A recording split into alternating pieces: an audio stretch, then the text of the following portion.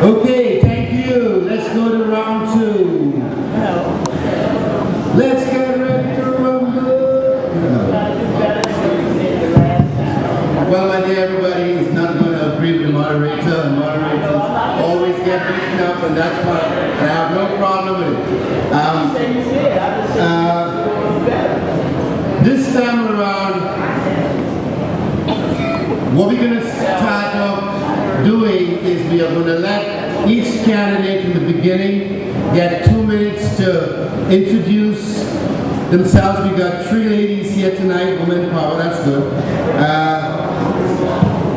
We'll give them a chance to give us well, I'll tell you what, let's give them 3 minutes each. All right, 3 minutes is fine. I know you all have 3 minutes each. And get a chance, and after that, then I would move the facilitate the debate around, and maybe I can get some interaction among the candidates this time also, slightly different from the first go round. Okay? So let me introduce, first of all, Ms. Jessica Lappin, secondly, Ms. Julie Menin, and then Councilmember Gale Brewer. All right? Ms. Lappin is also a council member too, right? Yes. Is that it? Should I hit it? Okay. Good evening, everyone. You can clap. Thank you. I'm City Councilwoman Jessica Lappin. I am a lifelong New Yorker. I was born here, I grew up here, I was raised by a single mother, and went to Stuyvesant High School, and I am now a public school mom myself. I went to Georgetown University, where I worked for Senator Moynihan for a summer, and came back to New York and have dedicated my career to public service. I spent 7.5 years working for the last Speaker of the City Council, and now almost 8 years as an elected member of the City Council. And I have built a record that I am incredibly proud of. As one of the land use subcommittee chairs in charge of landmarking and overseeing the approval of over 20,000 public school seats all over the city. We've opened 5 new public school buildings on the east side since I came into office. And now as chair of the senior committee in the City Council. And when the governor wanted to close 100 senior centers, when the mayor wanted to shut down senior centers like the Kennedy Center, in fact 7 centers in Harlem, I went. I talked to the people who love those centers. And what they said to me was what I already knew. Jessica, this isn't just a place to go for a hot meal. It's a place for us to go for companionship, for care. That hot meal is important, but it's more than that. It gives me a reason to get up in the morning, to get dressed, and to see friends. And I am very proud that we saved those 7 centers in Harlem, and that we saved 100 centers across this city. Thank you very much. Clap for that too. And I'm here today because I'm running for Manhattan Borough President, to take that kind of fight to the Borough Presidency. And I'm running on a very simple platform, to fight for middle class and working people. And to do that in 3 main ways. Affordable housing, which the Borough President absolutely can protect and can ensure that we build more affordable housing in this borough. To improve our schools. Not only did I go to Stuyvesant, I'm a public school mom. I'm the only public school mom running for this office. And I care very personally and deeply about adding classroom space, giving parents a greater voice in the system, making sure that we have childcare and after school and daycare, because I'm a working mother too. And I would say 3, it's about creating jobs, good jobs. Good jobs for our young people, jobs that enable people to put food on the table, that enable them to pay the rent, not just terrible minimum wage jobs. I just took the minimum wage challenge last week. I couldn't survive on $7.25, and people who are only making minimum wage in this city can't either. And I'm very proud that I've been endorsed by Local 32BJ, by the Teamsters, by other working unions in this city for my work on those issues. So I don't know how many seconds? I'm going to take as many questions as I can, but I'm not going to be able to stay the full hour. My phone number is on the material we handed out. If you have a question that you didn't have a chance to ask me tonight, please call me tomorrow. We can have that kind of dialogue and discussion, and I would very much like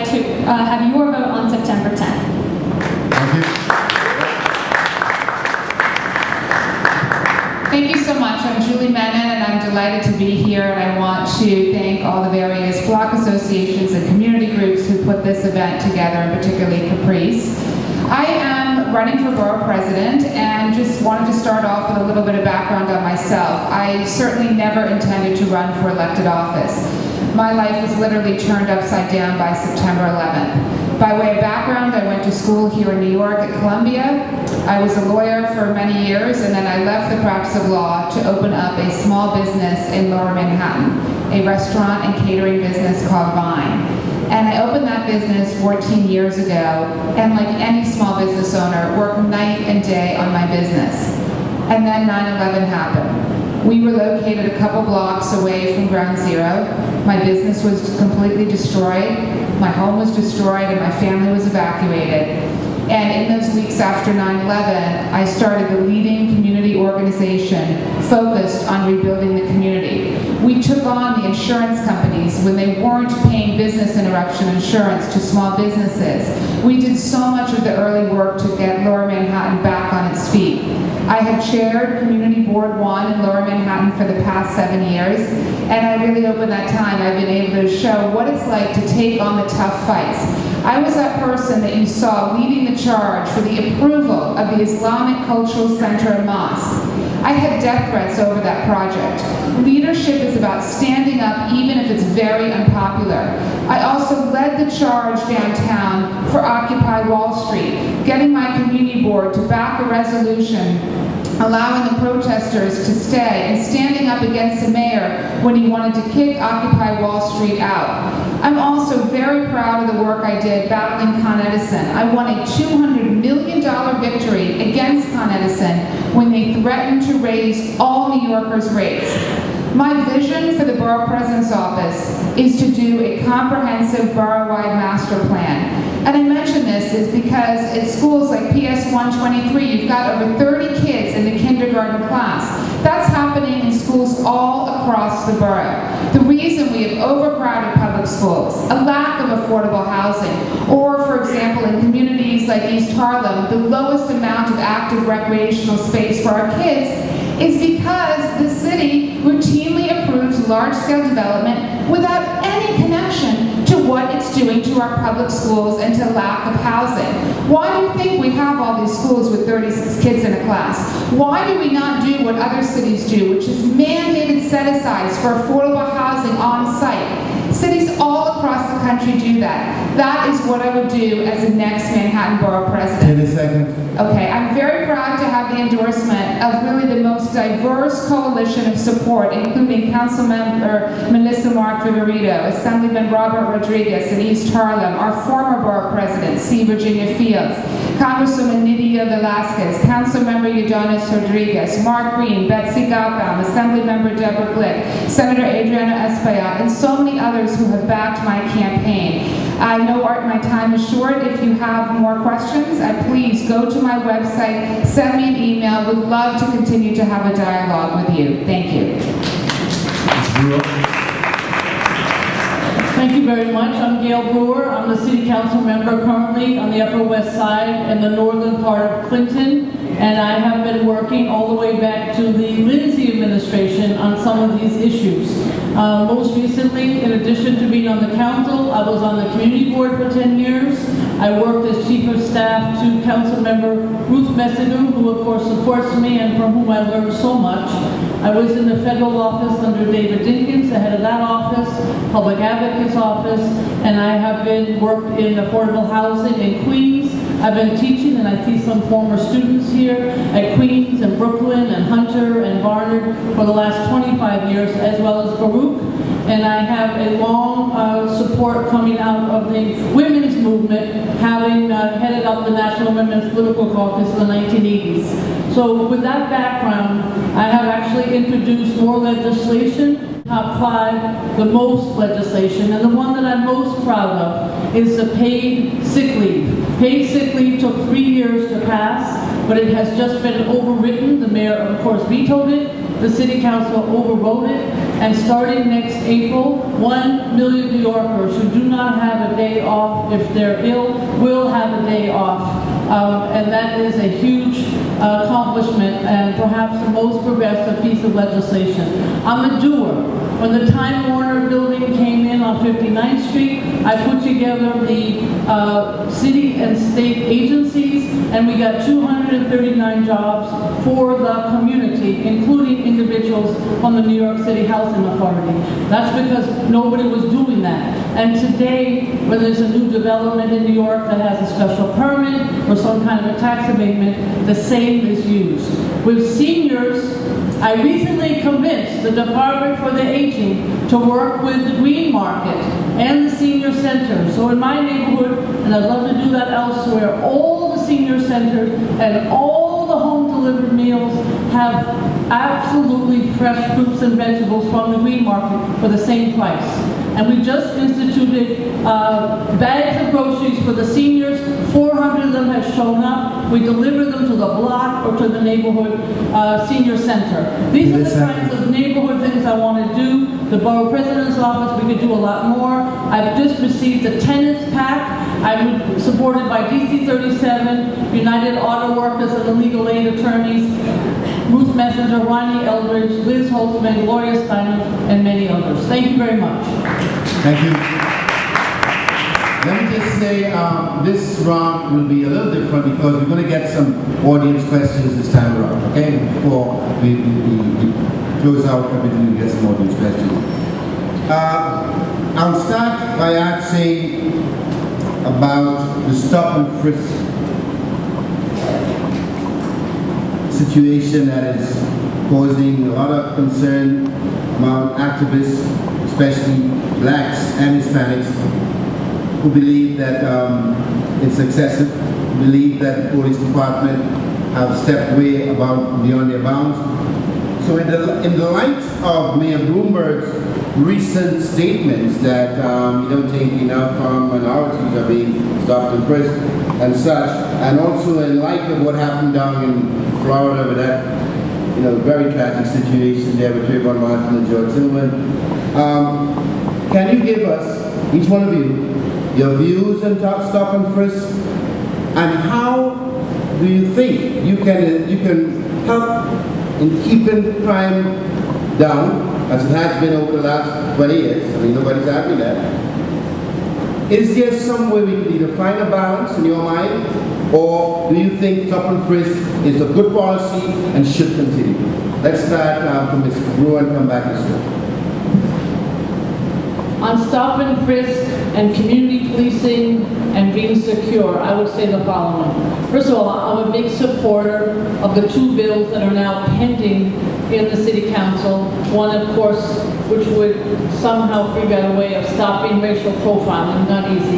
And the other, which would mandate that there be an inspector general, which the CIA has, the FBI has, and it would be a great idea in terms of policy. And I marched in the silent march. But let me be specific to your question, because the issue is, for me, how do you deal with real policing that gets rid of the bad guys, but make sure that the communities get respect? Let me be specific. I find I have 5 NYCHA developments in my district. I work in them every day.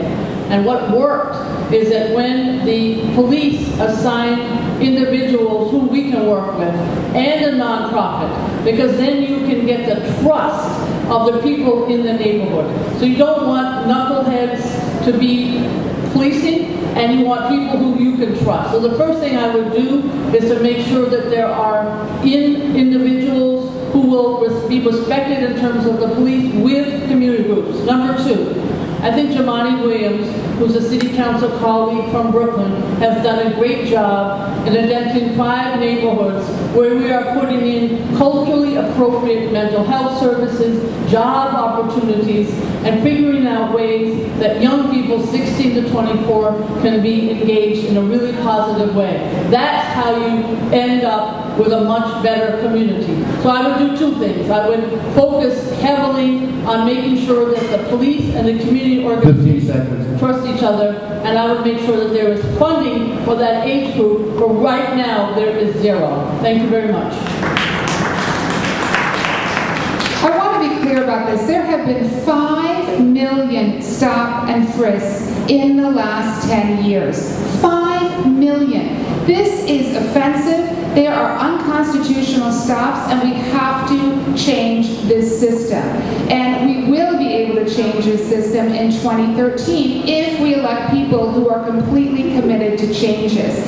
It cannot be that of these 5 million stops, and 90% of this, and I know you know these statistics so well, in 90% of them there was no arrest and there was no summons. So what is going on here?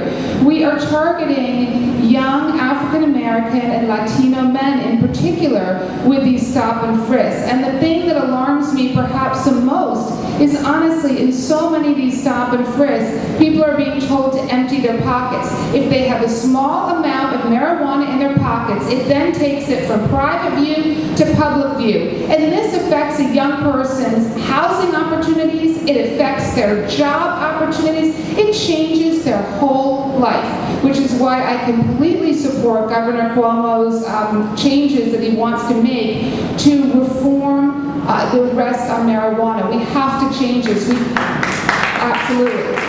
We have to change this, and we have to completely reform stop and frisk.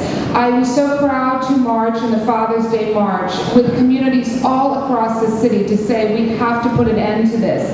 As Borough President, what I would want to do is make sure that we change these policies and that we make sure that we build trust back with the community and with the NYPD through the community boards, through town hall meetings, through completely reforming stop and frisk, and through changing these unjust marijuana laws.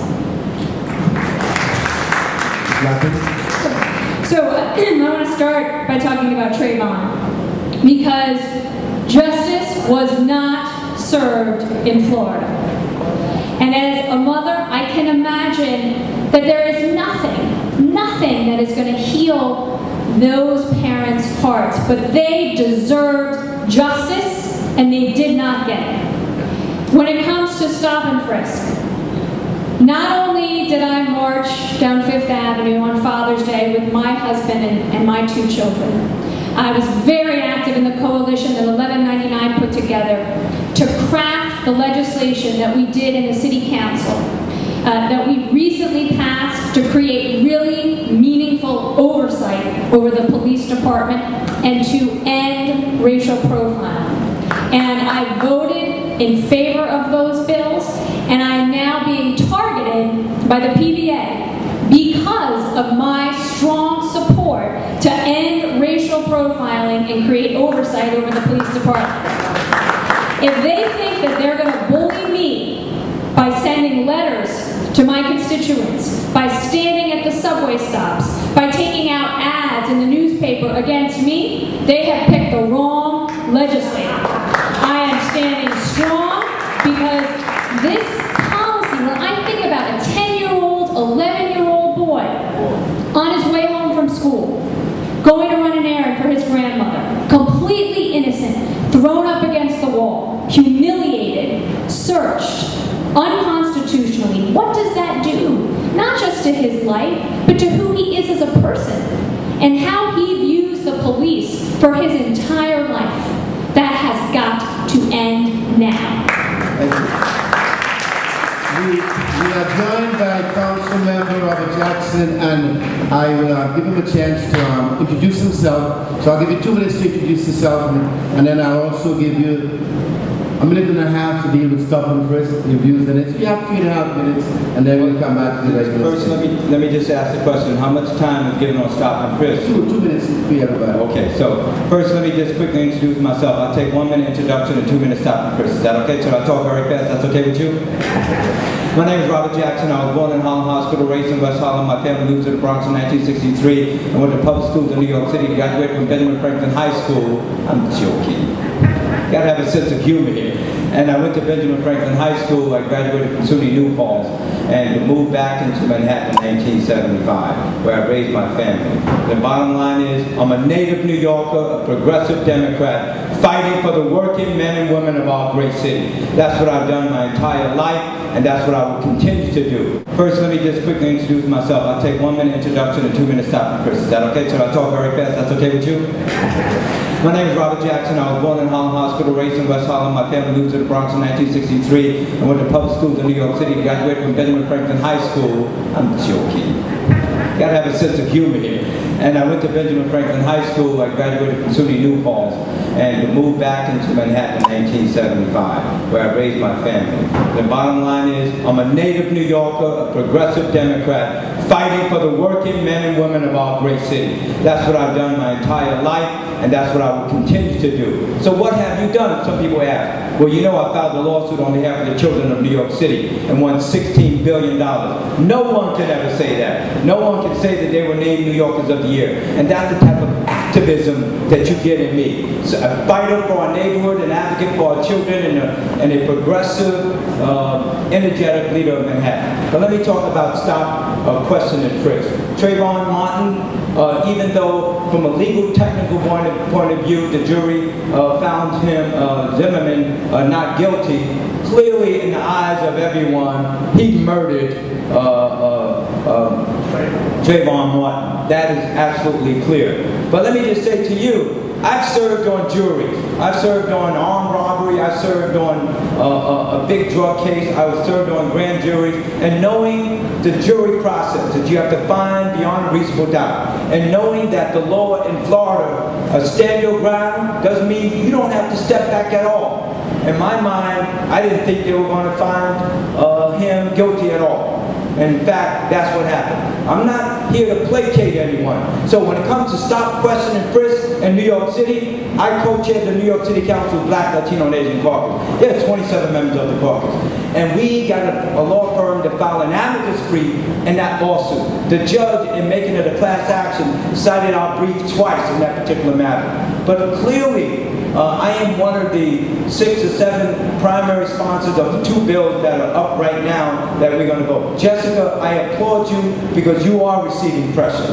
And you're standing up and saying, no matter what pressure, you're going to continue. As you know, the profiling bill is not only racial profiling, but it's sexual orientation, it's religion, it's a lot of other things that have been added to that. That only has 35 votes. 34, you're right.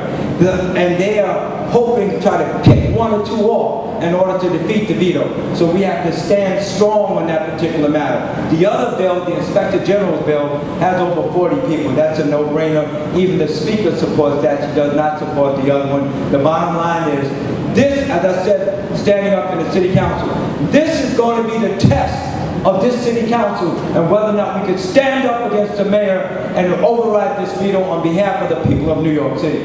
And, you know, at an earlier forum a long time ago, my colleagues here basically said they want to stop and frisk to stop totally. And I said, I want the racist, discriminatory, profiling aspects to stop, but not to be stopped totally. You may ask, why is that? Because the purpose of stop, question, and frisk is to get illegal guns off the street.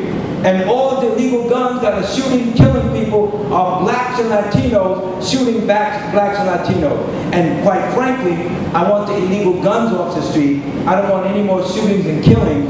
But clearly the racial and profiling must end. So that's my position on stop, question, and frisk. Thank you very much. Thank you.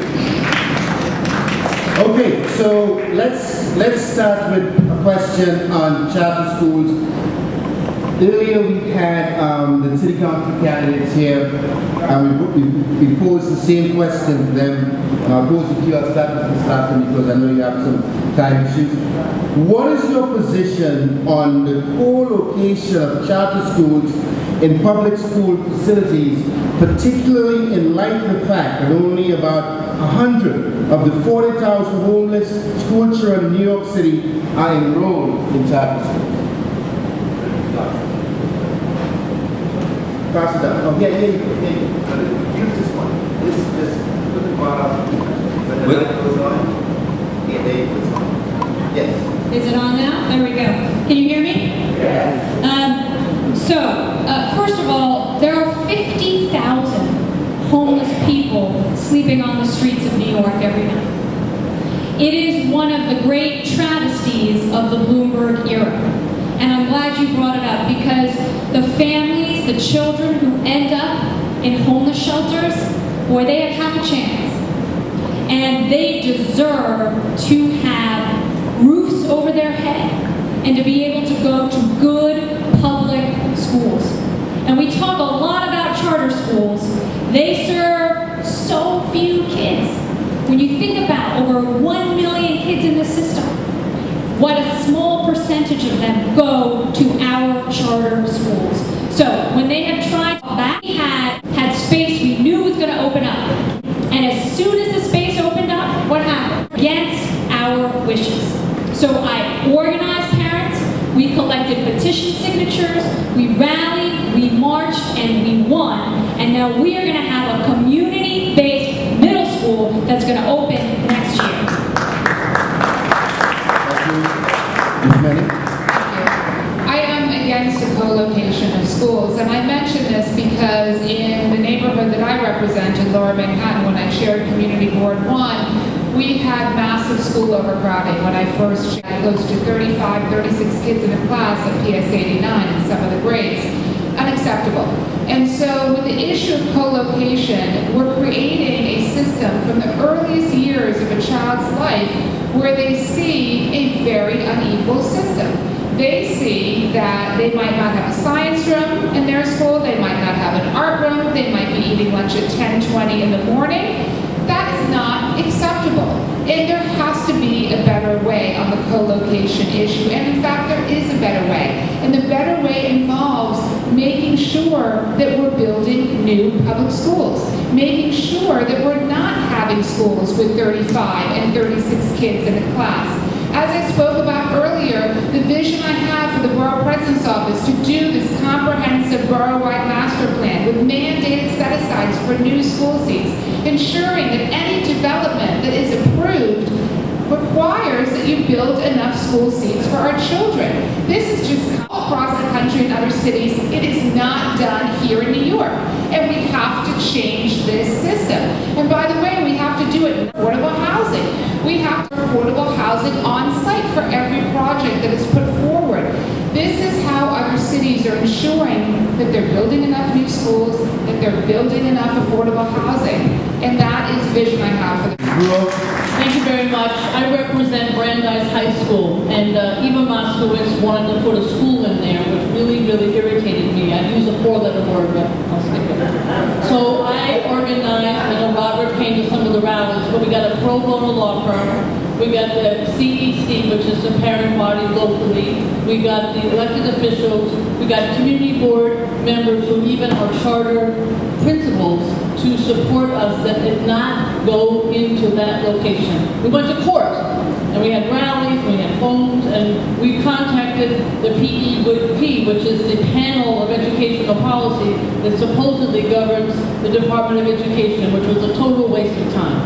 And the fact of the matter is we lost. We tried to sue on a technicality about how the charter school had been applying to the state. I say that because I feel very strongly when a charter school definitely has unequal access. The high school kids at Brandeis today have to go through the scanners, and the kids from the charter school don't. That's wrong. And I feel that if the entire community says no to a charter school, it should not be in that community. But that's not what's happening. I've been at meetings where there have been children crying, particularly because success brings its children in to pit them against the public school children. I've seen tears on people's eyes. That is so wrong. So I actually took action. I want to be clear. I want to talk about that PEP. It should be municipal control, not mayoral control, because we don't have a chance unless we have municipal control where the city council says that the individuals who are on that goes through advice and consent. So there's many pieces. What I bring to this is 40 years of figuring out who the players are to do the planning. Do it locally, bring these agencies and the community groups together, and I can make a difference as borough president. Thank you. So, and Jessica's right, there's over 50,000 homeless people, and of those 50,000 homeless, about 24,000 are children. And I will check on your statistics as far as only about 100 of the homeless children are in charter schools.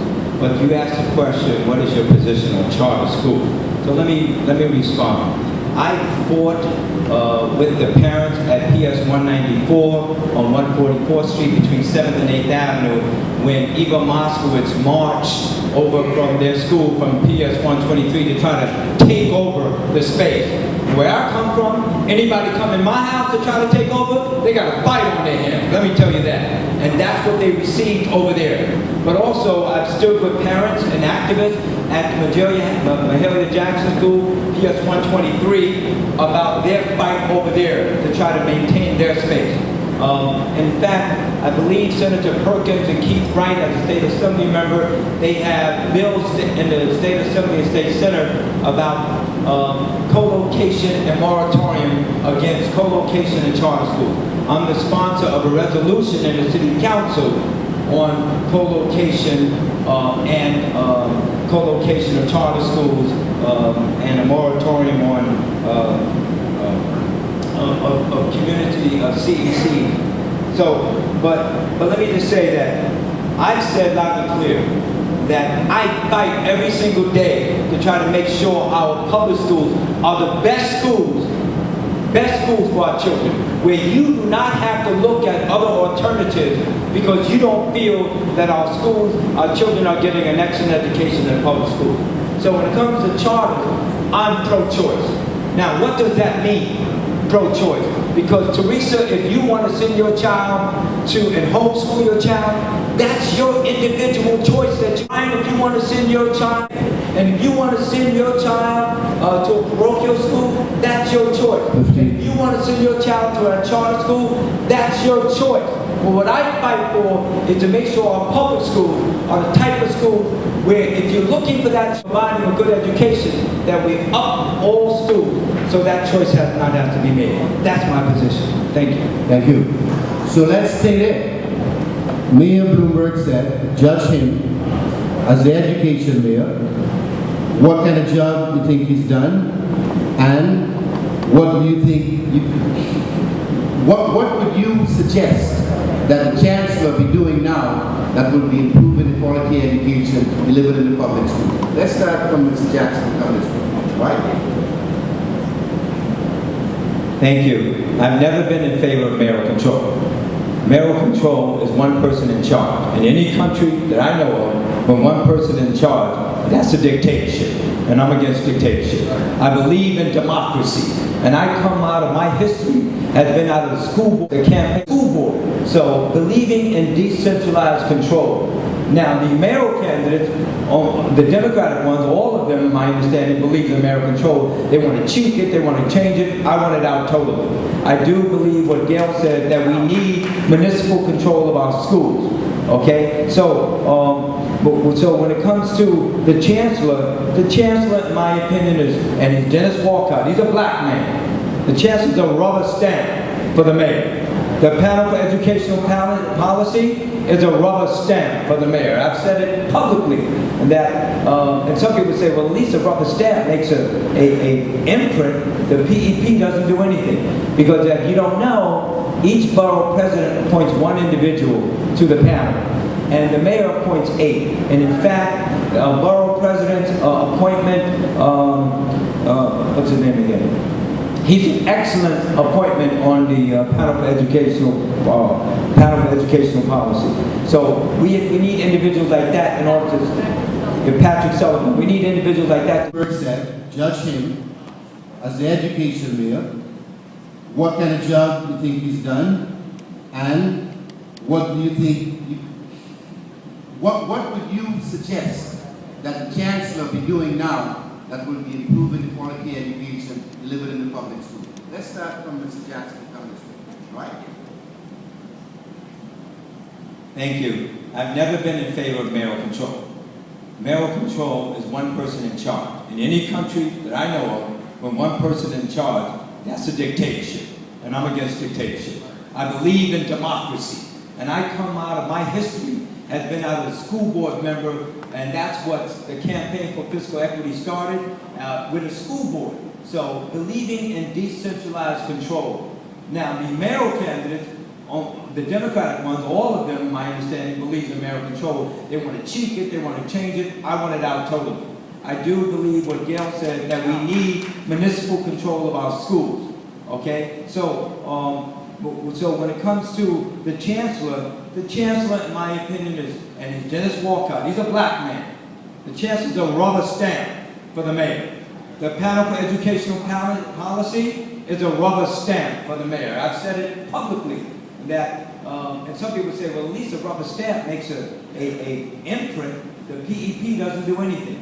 Because if you don't know, each borough president appoints one individual to the panel. And the mayor appoints 8. And in fact, a borough president's appointment, what's his name again?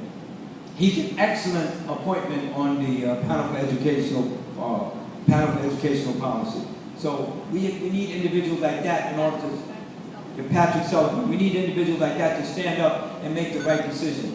So in essence, What grade do you give Bloomberg? Say that again? On education, what grade would you give Bloomberg? What grade do I give him? I give him an F.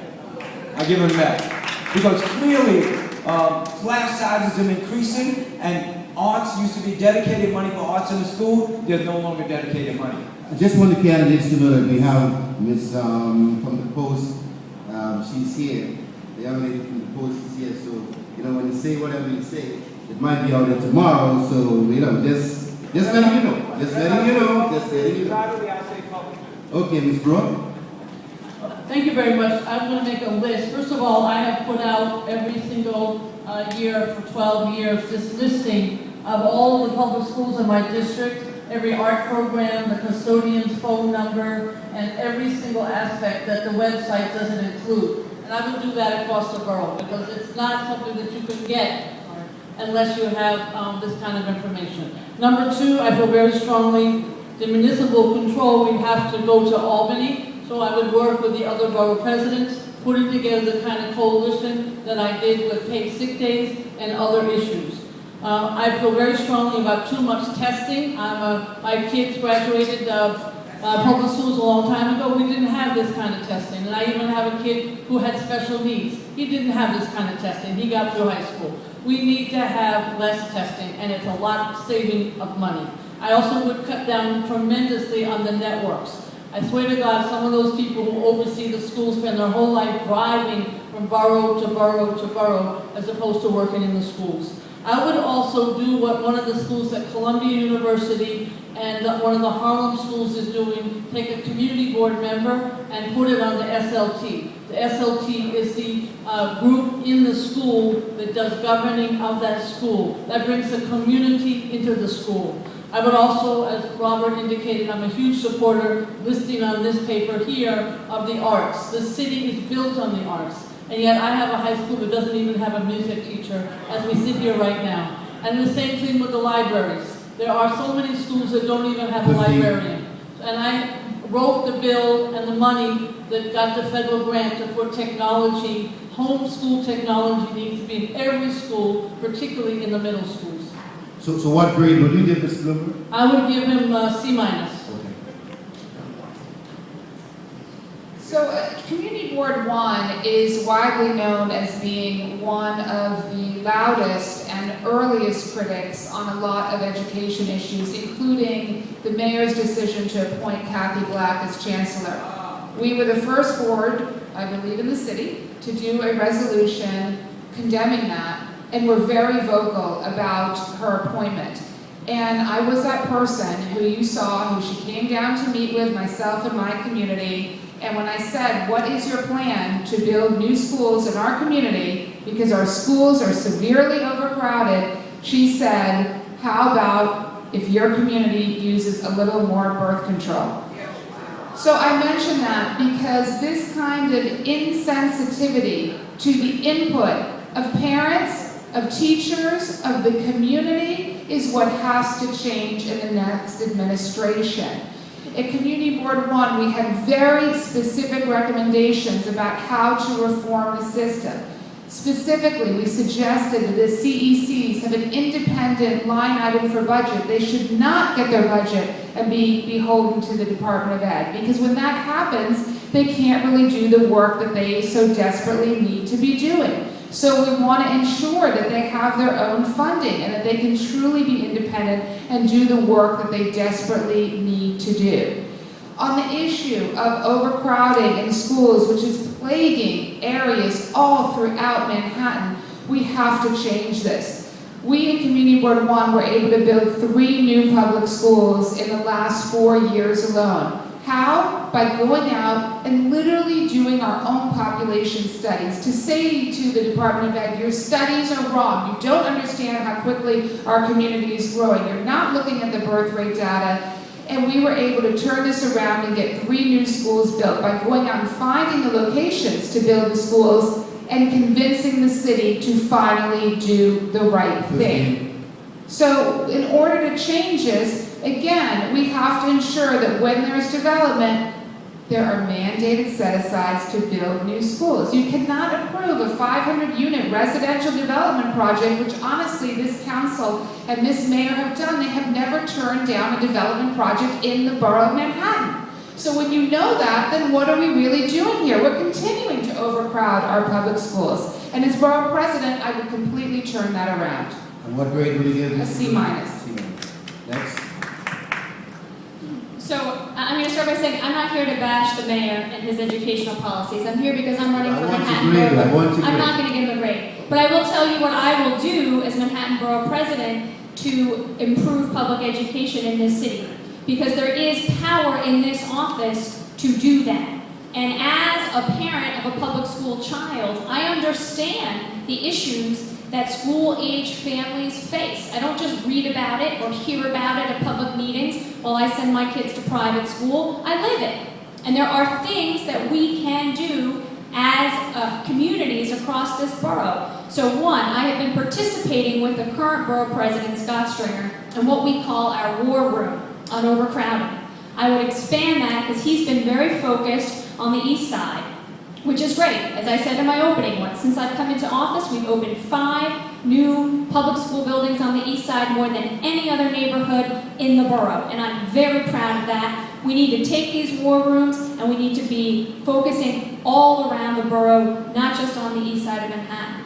2, I've said that I would start a middle school task force on day 1. We have this overcrowding. It's not rocket science. If we don't have room for our elementary school children today, we are not going to have room for our middle school kids tomorrow. We need to start addressing that right away. I am very frustrated that parents have been shut out of the system, and we can empower the CECs to give the parents the kind of voice that, frankly, we deserve and are entitled to. I would appoint somebody to the panel for educational policy who is an advocate, an educator, a parent, in an ideal world, all 3, but that was a very important position for me. And I would also say, well, there are ways we can give them more power and access to resources that would help them a great deal. And we do need to be really addressing some of the inequities, because what I see is a 2-tiered system. And parents gravitating towards schools in zip codes where there are very wealthy PTAs. And as a result, those schools have more art, more after school, more language classes, and that's not right. And there are things that the borough president can do to address that as well.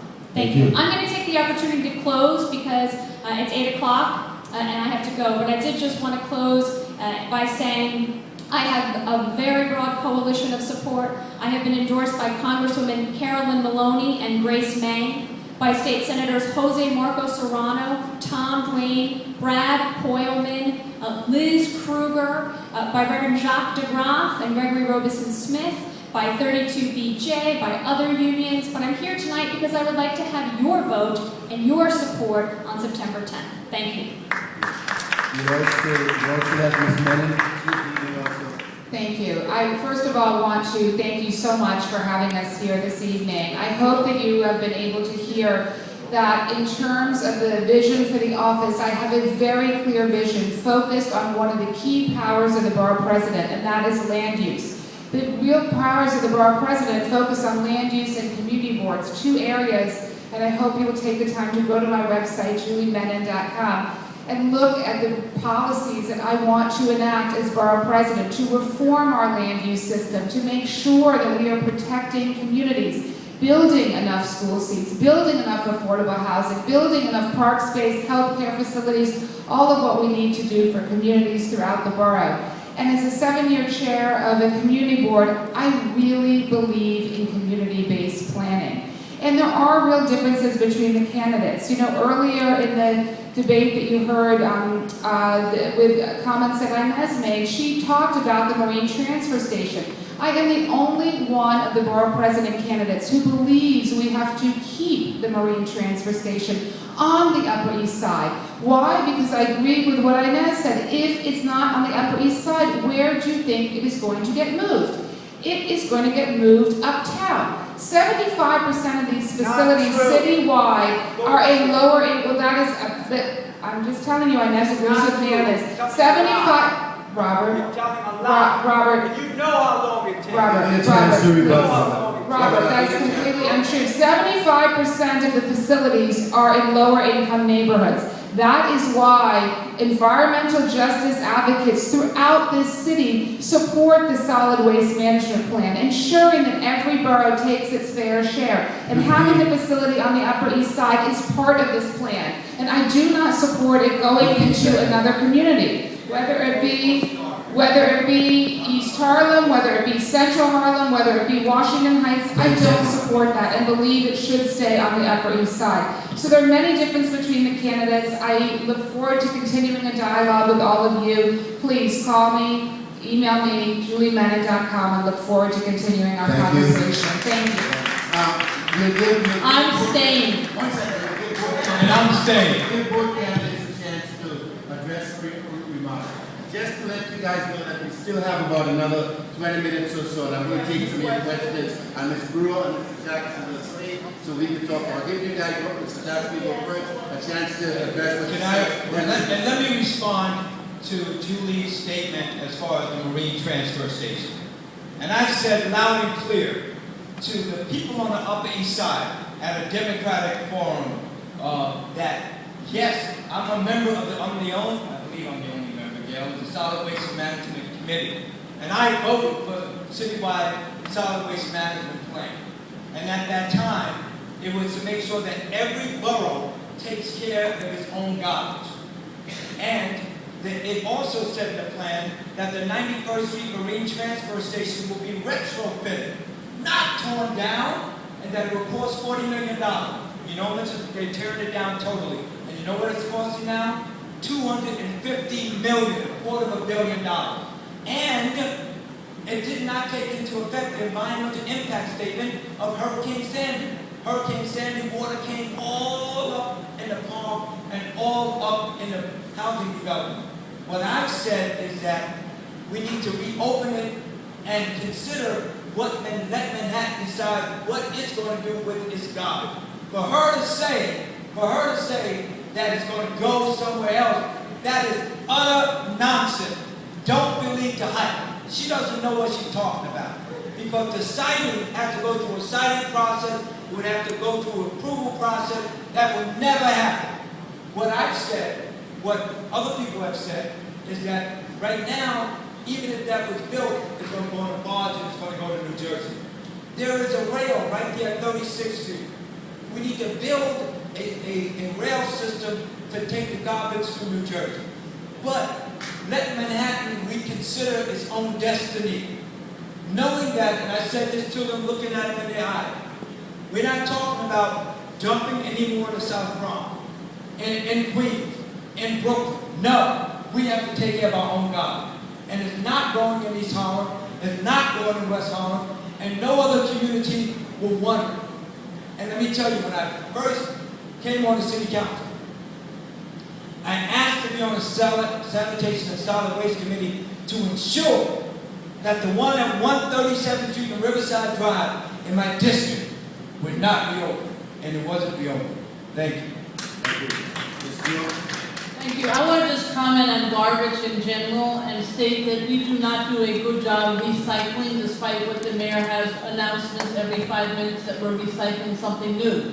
And the fact of the matter is, in the schools that I represent, we have zero waste because parents have gotten in there to work collaboratively with the individuals in the kitchen and the custodians to make sure that the children are doing the right thing, the kitchen staff and the custodians. They literally have taken the whole garbage issue to another level, so that all of the waste from the kitchen is taken separately and not to a landfill. It's so successful that starting in September, the Department of Sanitation is doing it citywide. And the Department of Sanitation, with work from the borough presidents and you and others, will have to be monitored with the Department of Education and Sanitation to make sure that it goes well. But here's an example of what we need to do. We have to do a lot more. The New York City Housing Authority hasn't even figured out how to have chutes. They do not have recycling, and they don't give individuals opportunities to do it. And I can go on and on about the buildings in our city that do not have any kind of meaningful recycling, commercial and residential. Borough President and I would work on that. I want to say in terms of the Manhattan transfer station, I did not vote for it. I do not support it. You know what? 36th Street on the west side could have had it. That is a completely commercial area. It wasn't discussed in any kind of meaningful way, but there are alternatives directing the money we have. Because Washington's Tea Party mentality, we're not going to get anything. And I have to be honest with you, I'm sure there are good things, and there are about our governor, but he doesn't push affordable housing the way I think he should. So we have got to redirect that money. New housing should be mandatory, if possible, inclusionary zoning, meaning that when you have a building, whether it's a special permit or not, even try to make sure that it has permanent housing that fits the income of that neighborhood, not too high and not too low. And finally, NYCHA needs a whole overhaul, a whole overhaul. And one of the issues, of course, is that we are not doing this infill housing in the 8 developments or anywhere unless the community decides. Thank you very much. Okay, given that we only got 15 minutes left, I'm going to open up the floor now to some questions. So let me start over here with the young lady here, and then I'll come up. My name is, Can you stand up?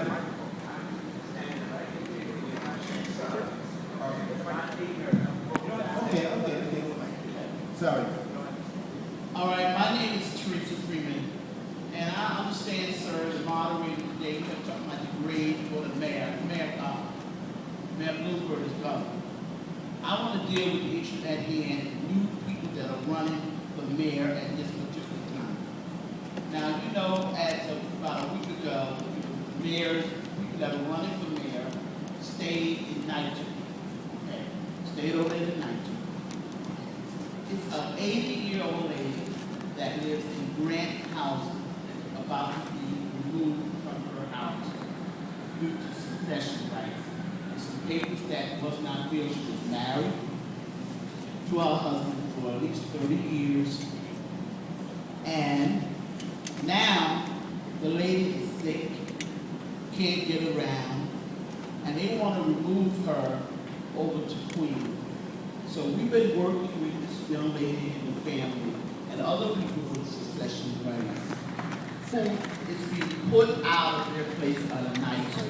I would like to know who would you, the first question is, who you are supporting for mayor? And number two, what do you think about what's happening in tonight's situation?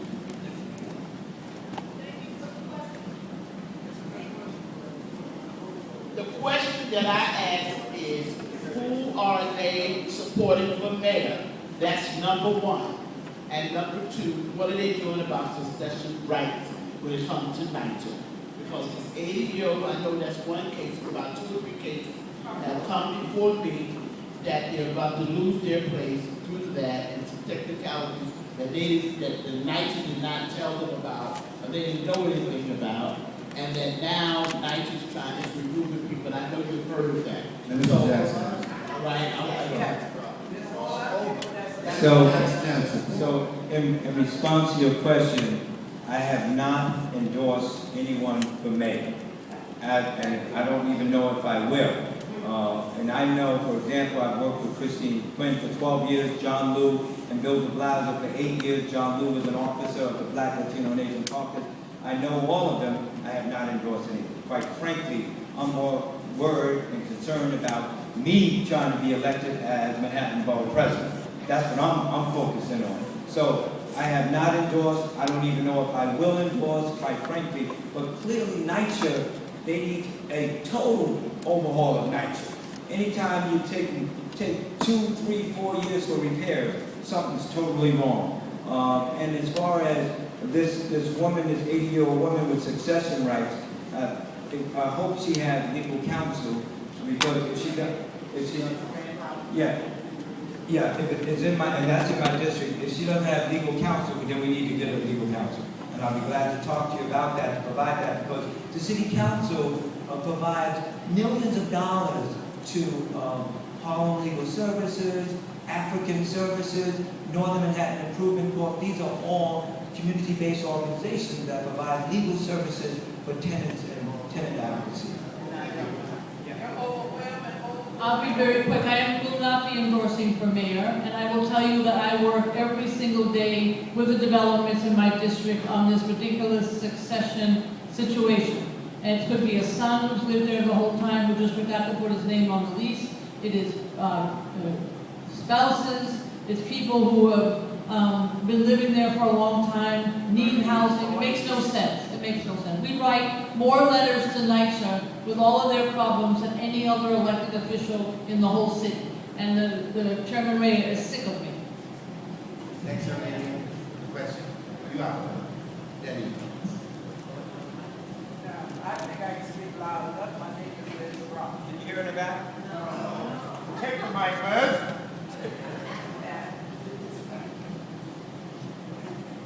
Good evening.